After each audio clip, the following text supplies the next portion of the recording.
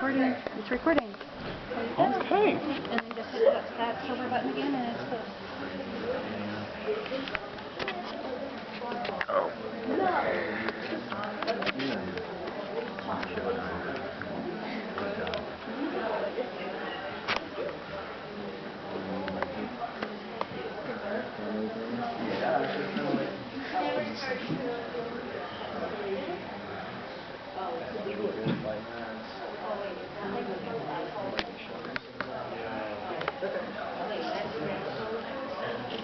I think it's a shoulder. Or maybe a breast plate. Guys, I'm like part.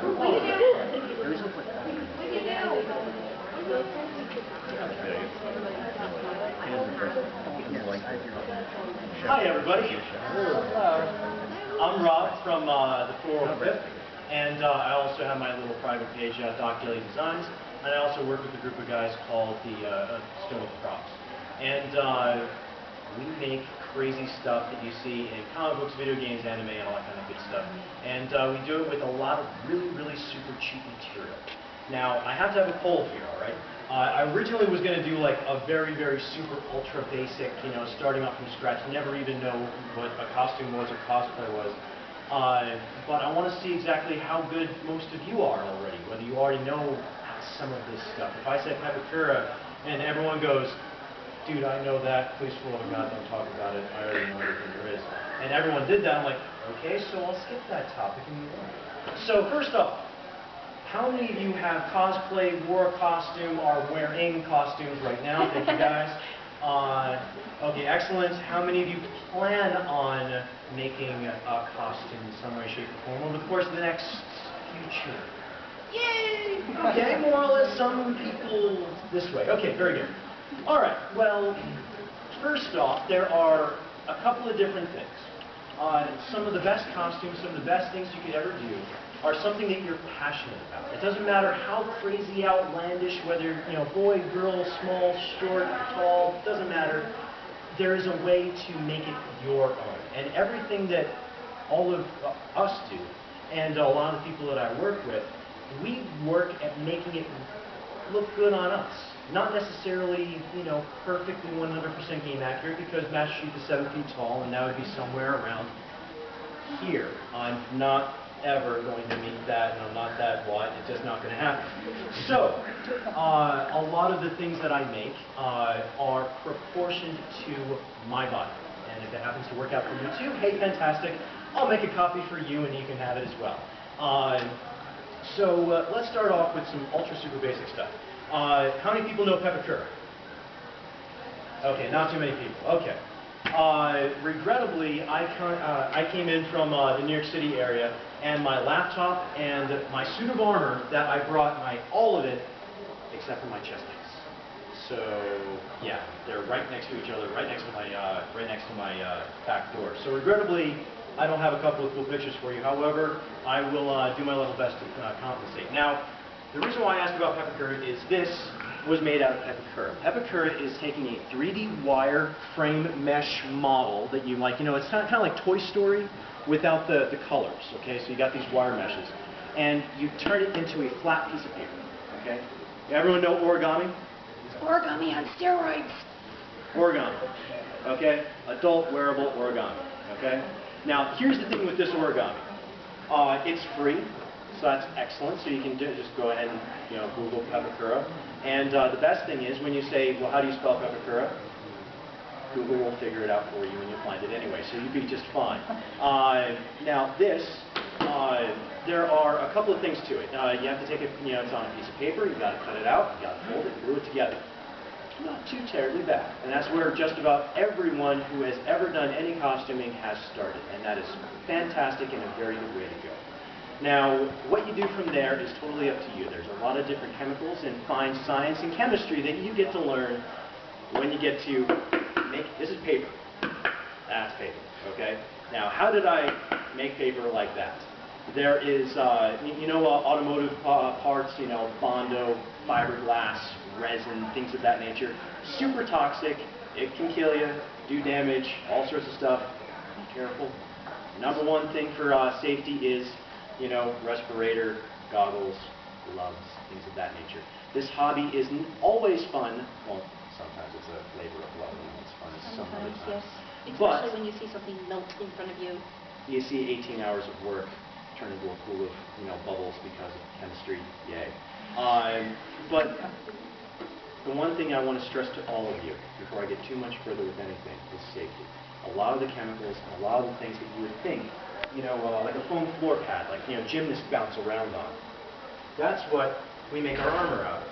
It has good body, it's flexible, it's paintable, and you can cut it to whatever you like. But here's the thing, when you start to heat it up, it kind of gives off a smell that if you sit there and you smell it, it can do a lot of nerve damage to your nose, and it's not such a good thing. However, if you do it right and you do it over here and you have a little bit of a breeze, or if you do it outside, or you wear a respirator where someone can seriously, kind of pass gas back there, you're wearing this respirator, no one can smell it. Which is some really good stuff. You may want to wear it when you go to some of your friends' places. But when you're working with some of the chemicals, when you're transforming your paper into rock-hard standable armor, or whatever piece you happen to be working on, it is important to have a respirator and proper safety equipment. You cannot stress that enough. Now, once you get past the whole, okay, I now can transform paper into something that can resist my knocking and crazing and dropping and all that kind of good stuff. There are many YouTube tutorials where guys show you how to use Bondo, how to physically use fiberglass, and have it be done safely. So, regrettably, I can't pull out those crazy chemicals and do that for you now because that would hurt everybody in here. So we're going to move on to the next thing, which is a little easier, quicker, and faster. So, using the paper origami method, you can do a little bit of articulate kung fu, all right, and edit it, and you can make something like this. Now, this is the foam floor padding, all right? You take your Epicure file, you take those paper patterns, like the square here, and you go to a foam mat, you cut it out, just like you would, like if you ever cut a steak, anyone cut a steak? I cut a steak. I'm sure. Everyone vegan in here?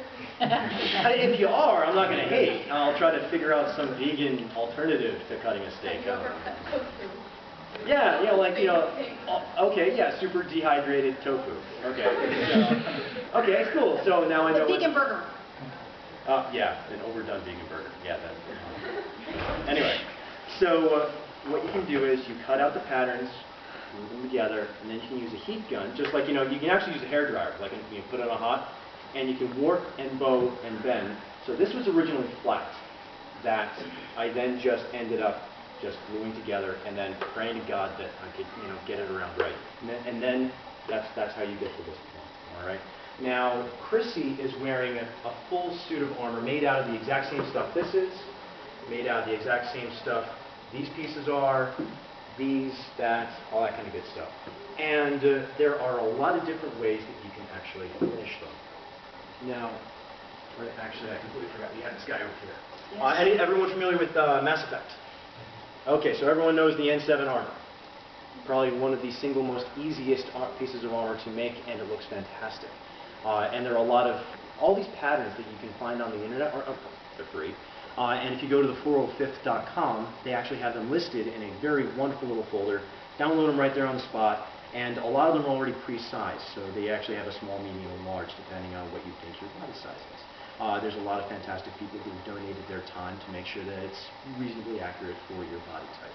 Now, this is literally actually what the foam padding ends up looking like. It's these are cut to shape, but they have this weird textured pattern. Here you can, kind of, this is a lot, there we go, all right. So you can see how it has a very interesting pattern to it, which looks exactly perfect. I swear to God, I think you guys that made Mass Effect saw the guys working with this kind of foam and patterned their video game after it. They had to, but this is way too perfect. So the great great thing with this is you can tell it's super lightweight. You can also tell here in one, down here in this part here, I've actually flipped my foam. This part here is the smooth side that you're normally used to seeing on the bottom of the foam, and then in here you can see all these little keyhole pieces. That's actually the diamond pattern on the other side of the foam. So you can, like here, where he used different parts of the foam, flipped it to get some different details and stuff too. Now, the way you cut this foam is with a very, very, very, very ginsu sharp blade. All right. There are a lot of different blades out there, but I guarantee you, just using a regular X-Acto knife blade will get you there just fine. The problem is it does dull fairly quickly. So you're going to have to go through many of them, or you're going to become very good at sharpening your own blade, which I highly recommend. Go green. So, in any event, once you get done doing that, using a hairdryer can help shape and bend, and you can use your fist and use whatever other things you can get to. Now, Chrissy has used a unique way of painting hers, and I use a slightly different way of painting mine. Now, this is, I took the regular, the regular foam. I've just made a little cup out of it, and put a, go to Lowe's, not Lowe's, Joann's, Michael's, AC Moore, Hobby Lobby, and get the little, stretchy bungee cord type of stuff, all right? And they sell it by the yard. It's super cheap. And then, regular parachute clips, all right? But as far as painting is concerned, spray paint, regular old Radican. Some people use plastic dip, which is a spray-on rubber. I do not recommend that. It's very super toxic, and you get very mixed results out of it. What I used for mine is a plastic adhering spray paint. So if you go to Rust-Oleum, it says, for plastic, da-da-da-da-da-da. Cue slide, I don't have my computer for. So it's the Rust-Oleum plastic specific spray paint, all right? It allows for a little bit of flexibility, all right, and it puts down a really nice even coat. All right, now once you get done basing it, then you get to be creative and start doing the things you wanted to do and paint it the amazing way you want. All right. Now as far as weathering is concerned, you'll notice that there's a bunch of little holes in the surface of this. All right. And actually, here I'll just go ahead and pass this around. Please don't destroy it. And if you do, it's okay. It's just made out of foam. I can always make a new one. But if you can pass these around, so you can actually see the surface of this. All right, you can see there's little pores, there's little microscopic little divots in it. It's almost like it was almost sandblast. Yeah. Sorry about that. I can't hand that around. Yeah, it's a boy in armor. All right, so here. Okay, so you can see how it's really not crazy difficult. You just take a piece. You cut a geometric shape, and then you bow it, curve it, paint it, glue it. That's kind of basically it. And it's up to you as to how creative you want to get with it. That's the suit of armor that I'm passing around to you right now.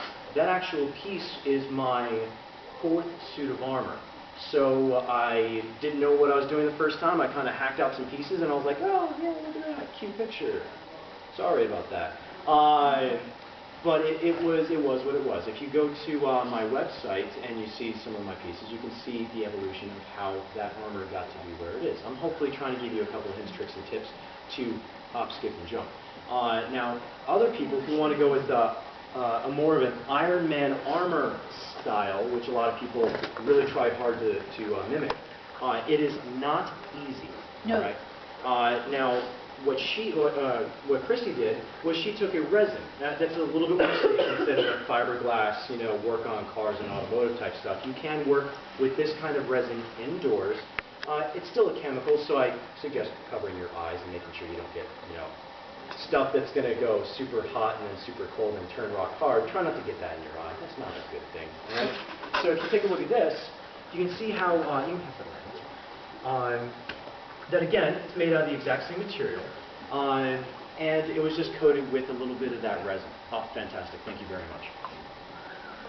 Now, the primary colors on this, and most of the armor that you'll be making, is just regular old rattle can, not crazy, all right? As far as the weathering is concerned, everyone is familiar with acrylic paint. All right, they're like, it's the really super non-toxic. You can basically pour it right in your mouth. It's not going to kill you. I don't recommend it. Don't do it, please, for all the God. All right. But it's non-toxic. So out of all the toxic stuff I can talk about, you're safe with that. And like what 98 cents for a bottle at Walmart. Yeah, it's 98 cents or 48 cents if you got a coupon. It's super great, and it comes in all sorts of different types of colors. And that is how you can do the fine-tuning of the weathering. So it doesn't matter how crazy the actual full-on piece looks, or whether it starts to kind of, when you look at it, go, ooh, you know, that kind of looks like what I was going for. If you paint it to look like what you're trying to make it to be, guess what? It becomes what you want it to be. So this, I used brown paint, all right, and I literally like coated it in brown paint. Like all this digital camo, I actually cut out by hand and spray painted each individual color and then took them all off so they were all like stickers. It was cool and therapeutic. And it's just like, you know, it's nothing better than peeling stickers off of something, right? Yeah? So, I don't know, it's scratching the itch. Anyway, so I took brown paint and coated the entire thing in brown paint and let it dry, all right? Broke my heart. Several dozens and dozens of hours, you can imagine an entire costume covered in digital camo that I'd now just caked in brown paint, all right? I take alcohol, like regular rubbing alcohol, like help take a not nail polish remover, regular old rubbing alcohol, like you pour on a cut that makes you go, oh my God, I can't believe, I'd rather cut my arm up, maybe not, but you know, yeah. That kind of alcohol, all right? And you rub it and you smooth it out and you polish it, almost like if you were polishing a boot. For those of you who are former, any military people in here? Okay, I'm the only former military guy in here. Okay, so that's all right. But if you were to ever polish a boot, actually anyone polish a boot that wasn't in the military? Okay, good. All right. So we have. All right. Sorry about that. Okay, so we have 4 people who have polished a boot. So your boots don't look like mine. Yes, exactly. Well, boots could. They're battle worn. Battle worn. Very much so. There we go. They've seen too many Walmart floors. You know, okay. But what you do is you take your alcohol and then you massage and rub it and you polish it, and voila, you have it nice and weathered. All right. So from where you're sitting right there, it looks like it's actually done dirty. When you get up looking at it, you can see all the imperfections in the physical foam. But hey, if we're going to take pictures and try to memorialize this so we show our grandkids, hey, look, I wore Spartan armor too at one point in my life. They're not going to look at your armor like that and say, hey, Grandpa or Grandma, you didn't finish your foam. Like, yeah, right. No one's going to say that, okay? So, now unless you're going to go to a Yaya on costume contest and she's going to look at you with a fine-tooth comb, that is a completely different story. Even I am not so cheeky as to have her grade me. But in any event, so that is the bulk of how we actually do the physical foam part of our armor. There are times where no matter how good your kung fu is, when you're cutting all these geometric shapes and you're cutting like different angles to make sure they line up right, and so that way these seams go together like a 90-degree angle, and you're like, oh my God, how do these fit? And you finally get them to fit, and you go, oh my God, what I messed up. Okay. What do you do? All right, the answer is very simple and very easy. All right, so you know in your bathroom the caulking around your sink? All right, everyone familiar with caulking? You know, it comes in that and you got to do this whole number and it squirts out and gets all over the place. It's sticky and it's a mess. There is paintable caulking.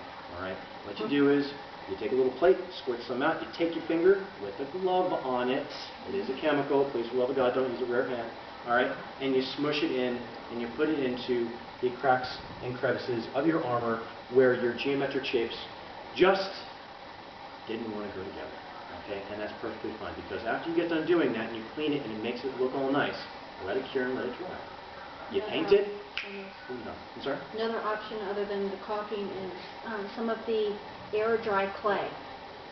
You can also smooth that into the corners, and if you get your fingers or the glove of your fingers wet with the caulking and with the clay, it will smooth it out a lot nicer and make a much nicer, smoother finish when you're getting into the edges.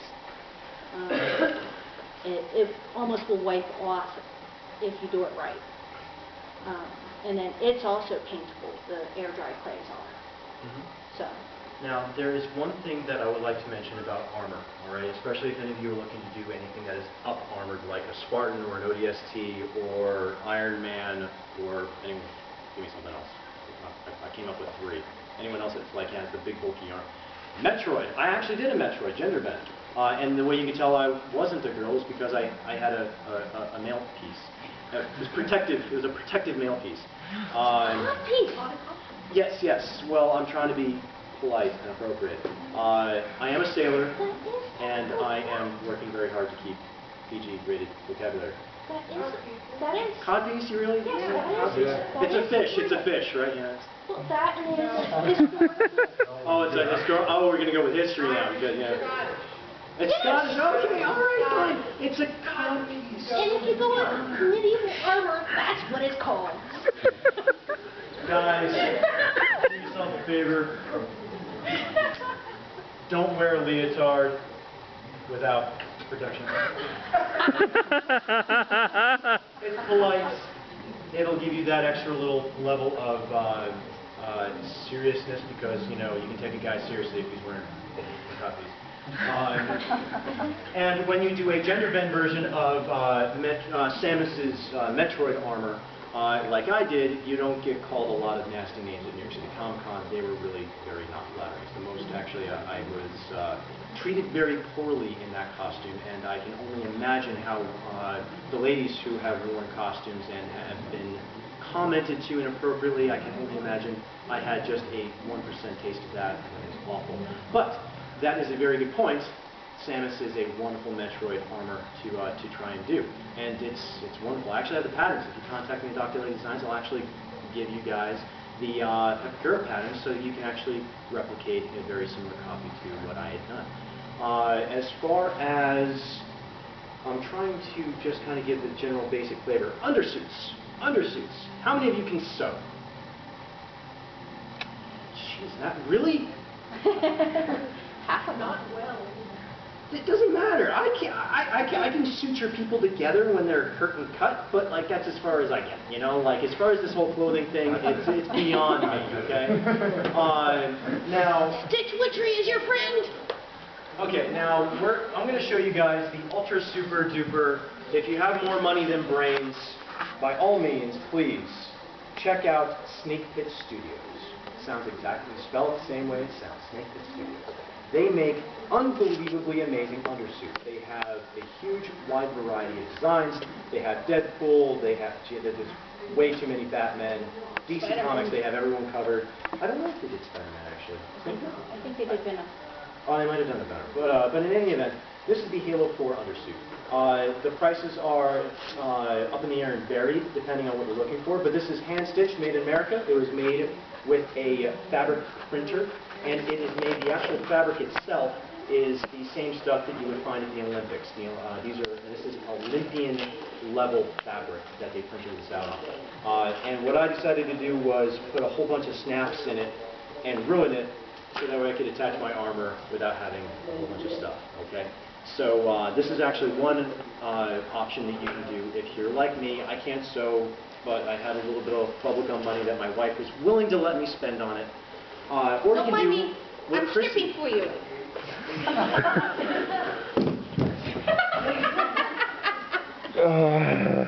Yes, I know. I give up. All right. I'm not. All right. You can go if you're crazy enough like me. I do know enough about sewing. I went so crazy as I went to find out how to actually make my own sloper, to make my own custom bodysuit, and I actually have it that I'm wearing a pair of capris here that I added leather to that you can't tell, and then I actually have it so that down there for us girls, it's basically like a great big leotard from the 80s and 90s. Those of us who are older will know them, especially if you're a girl. It opens up down low, so I can actually pull up, pull down my pants if I need to go to the bathroom. For girls, that sometimes is not easy. Especially, yeah. I'm sorry. One selling point while we're on that particular topic is there is a hidden fly in the front for us guys, and you know it's a selling point. It's worth like $5. So. But you know, when you have to go, it's better than stripping out of something all the way up and around like anyone wear a war suit once. So I'm sure Deadpool back there can completely appreciate and understand. God love you. People who wear that particular costume, where it's really seriously just like a very intricate two-tone morph suit, that is just amazing that those people can stay in it for as long as they do. Your kidneys must either hate you, or I applaud you for your Olympic level patience and in capacity for pain. Or wedding gown, yes, and the ladies who have worn a wedding gown or are going to wear a wedding gown, both my future and current and past awe and admiration. That is amazing. So that's there for you. Unless you guys want to wear one too, then I applaud you for your stick-to-itiveness. Now, as far as the actual physical armor is concerned, we've more or less covered the super ultra, hey look, this is the material, this is what you're supposed to do with it. There are other ways that you can do it as well. This center helmet right here was 3D printed. And for those of you who have the ability to get access to a 3D printer, there are people that do, their digital kung fu is amazing. And they basically took a sphere and push, pull, push, pull, push, pull, push, pull, pulled, added geometric shapes, and created this oceanic helmet for me, which was fantastic, and then was printed out, finished, painted, and all that kind of good stuff. I will cover how to work with 3D printed pieces tomorrow at the next panel for the props. But for the armor, you can see how, basically, again, I did exactly the same thing for the paint job, is I used the plastic paint, that's safe for the plastics, painted it up, did again my digital camo, and just treated it basically the exact same way. There are also, anyone familiar with kit bashing? Kit bashing? Kit bashing? Kit bashing, okay. I was introduced to that term by Adam Savage from Mythbusters. The red-haired guy, he's crazy, he's fantastic, and he is such an unbelievably amazing human being, at least in every single video I've ever seen of the man. So as far as I can tell, he's a amazing human being. So what he described as kit bashing is you take a kit, like a model of something, and you're like, I'm trying to make this super ultra high def, Star Wars something or another spaceship, okay? And I need a satellite dish, all right? How many of you can sculpt a satellite dish with your bare hands? No one. Every Tuesday. Yeah, every other Tuesday. See, but there's a limitation. What's up? Why not just crawl upon somebody's house and do it? Yeah, right? You're on TV, so I can just do that. It's just like, I'm sorry, we're removing your recording. To be honest, there's a little bit of bashing involved. You have to climb up there, take a hammer, and you gotta bash it and take it down. Well, imagine doing that bashing, but you have all these little model kits all over the place. You have a library of model kits. You grab one, you open it up. Like, hey, that's someone already made a satellite dish that I need. It's the right size. Hubcap for a car. Car model. Hubcap. Yeah. That's your satellite dish. Okay, that's another example, is you can use a hubcap for a satellite dish. But you can use something else that was made for something else that was never intended for what you want to make it for, which is great. You're improvising. You're MacGyvering it. Please tell me, for the love of God, everyone knows MacGyver? All right. I mean, I'm not that old, but I know there are people in here that are younger. Okay. So at least that, all right, so that's not lost. Okay. So when I say that these shoes right here allow for, they have kind of like a weird sole through them. They bend right in the middle there, all right? From the side, they are the same silhouette as the Spartan armor, okay? These are dance sneakers. So they're just regular sneakers, but they're specifically made for dance. It's a form of kit bashing. I'm taking a pair of shoes that never in a million years should have ever been used for costuming in any way, and I'm not dancing in them because they're supposed to be dance shoes, they're supposed to be dancing, and I'm not doing it. Now, Chrissy is wearing a pair of work boots.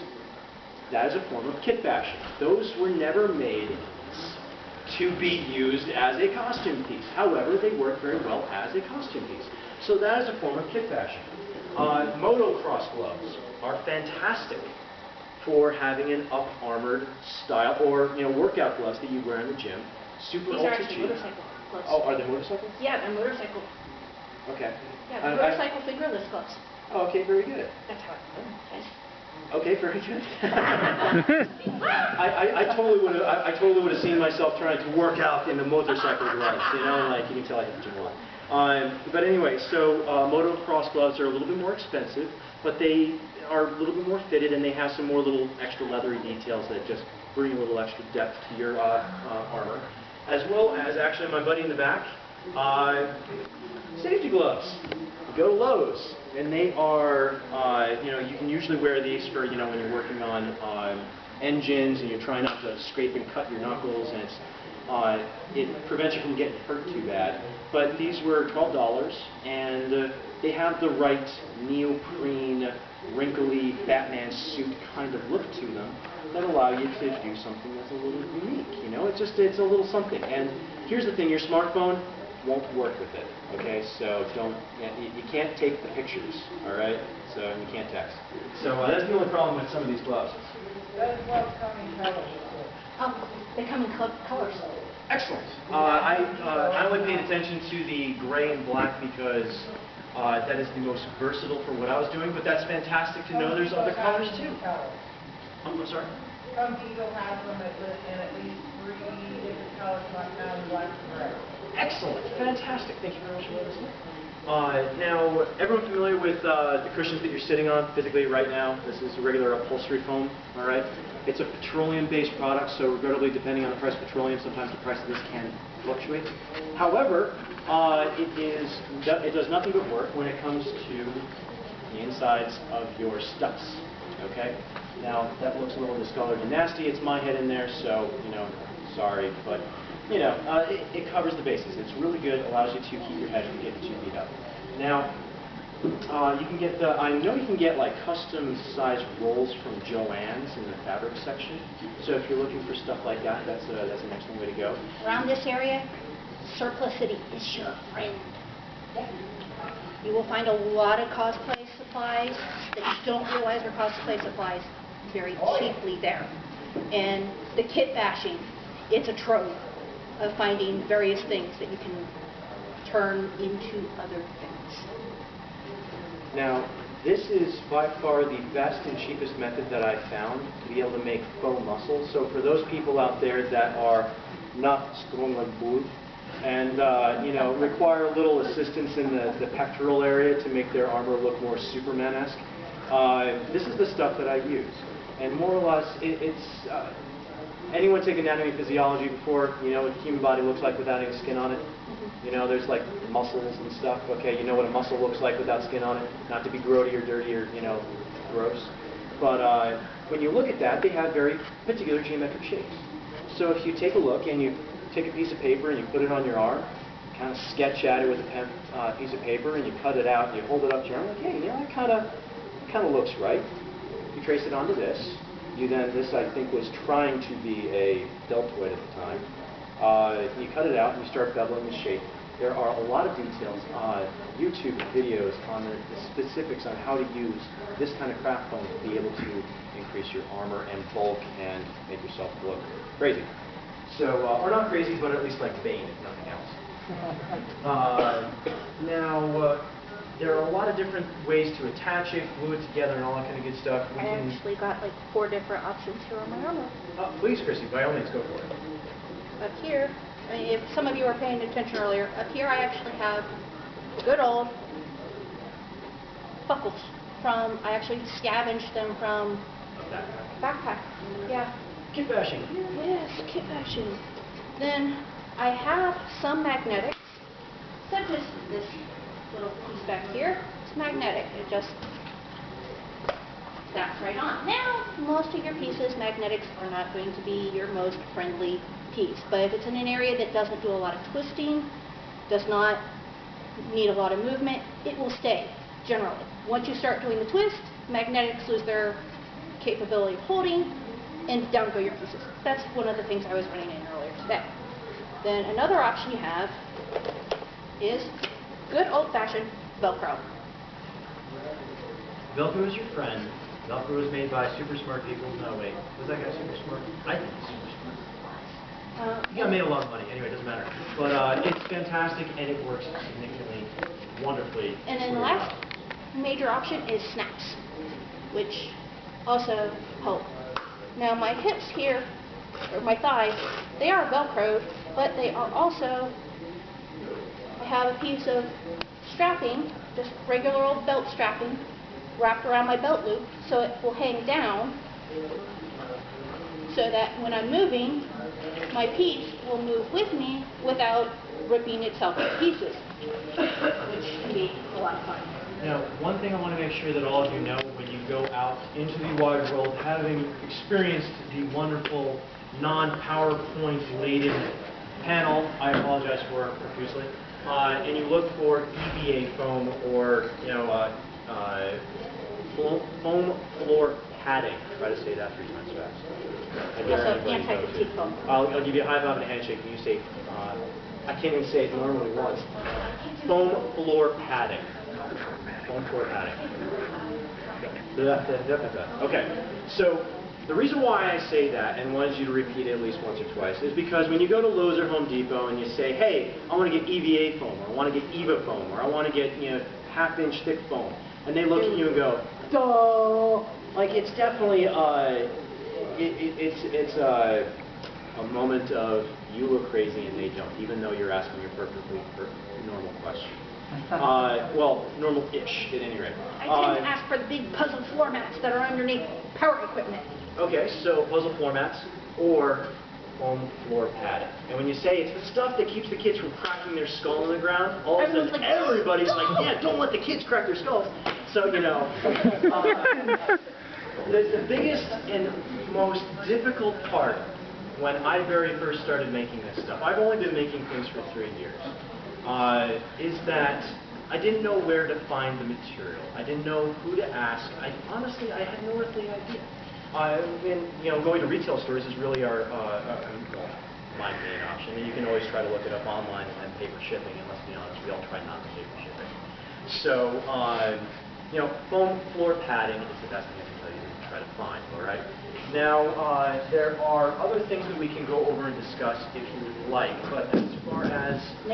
your neck gaiter. All right, fine, we're going to cover that. All right. Bare neck syndrome. Yes, bare neck syndrome. If you are a member of...